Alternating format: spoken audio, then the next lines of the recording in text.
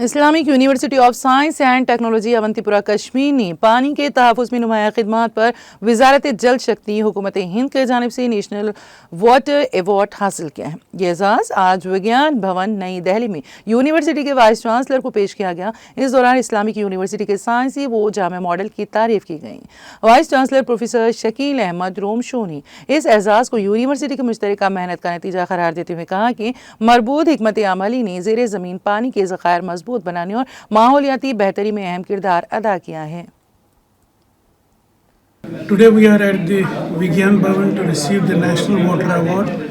Islamic University of Science and Technology has received the Water Award for developing a very innovative solution for channelizing the surface water, the groundwater, the water from the sewage treatment plant, from the roof tops, and that we are using for irrigation and various other uses in the university.